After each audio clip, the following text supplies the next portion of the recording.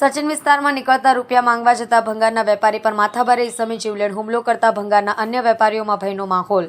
સુરત શહેરમાં અવારનવાર ટપરીઓનો આતંક જોવા મળતો હોય છે। પોતાના વિસ્તારમાં વેપારીઓ અને અન્ય લોકો પર ભયનો ઊભો કરવા ટપોરીઓ સમગ્ર વિસ્તારની બાનમાં લઈ ભયનો માહોલ ઊભો કરતા હોય છે। તેવો જ એક કિસ્સો ભેસ્તાન પોલીસ સ્ટેશનની હદમાંથી સામે આવ્યો છે। ભેસ્તાન વિસ્તારમાં વર્ધમાન મેટલ નામની દુકાન ધરાવતો સ્ક્રેપના વેપારી પરેશ શાહે નીકળતા રૂપિયા માંગવા જતા સદ્દામ નામના ટપોરીએ જીવલેણ હુમલો કરતા ઇજાગ્રસ્ત વેપારી પરેશ શાહને સગ્રામપુરા ખાતે આવેલી આશુતોષ હોસ્પિટલમાં સારવાર કરવાની નોબત આવી હતી।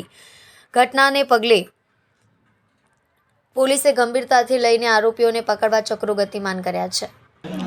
મારું નામ પરેશ બાબુલાલ શાહ છે અને મારો ગ્રીન પાર્ક ઊન પાટિયાની આગળ મારો સ્ક્રેપનો ધંધો છે।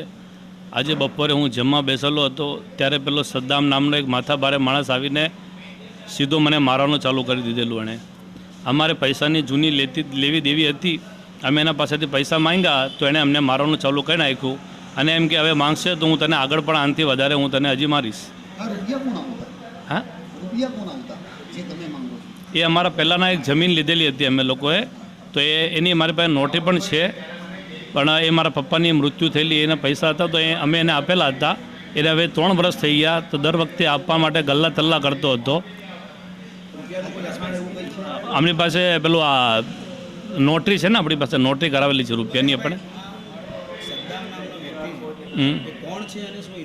એ જીએસટી ચોર છે સાહેબ, એનો ખૂબ મોટો ગુનાહિત ઇતિહાસ છે અને જીએસટીનો ચોરીનું 2 નંબરનું કામ કરે છે। એની 3 દુકાનો છે અને 3 દુકાનો પર એનો ચોરીનો જ માલ આવે છે અને માથા પર ઈસમો સાથે જ પડે, આખો દિવસ ફરે છે। હમણાં ચાલુ 2-3 મહિનામાં એની ઉપર 4 થી 5 વાર આ ગુના થઈ ચૂક્યા છે। આ ઉધના નશા આપણે ઊન નશાબંધીમાં હમણાં બે મહિના પહેલાં બી થયેલા હતા એની ઉપર। એ જે પણ પૈસા એની પાસે ઉઘરાણી કરતા હતા, જે વીસીવાળા એની પાસે વીસી લખાવેલી હતી ને, તો એ વીસીવાળાને પણ બધાના પૈસા ખાઈ ગયો છે અને જો માંગવા જાય છે તો એમને પણ મારતો હતો એ રોય। 5 થી 6 વ્યક્તિ છે મારા જેવા।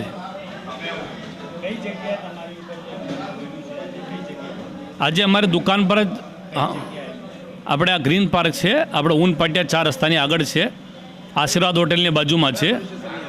આ ભેસ્તાન પોલીસ ચોકીની હદમાં આવે છે। પોલીસ સંપર્ક કર્યો છે પણ હવે હું ત્યાં જ જઉં છું પાછો। એમણે કીધું પહેલાં તમારું આ ડૉક્ટરીનું જે પણ છે તે તમે કરી લો, પછી તમે આગળ કાર્યવાહી કરશો આપણે।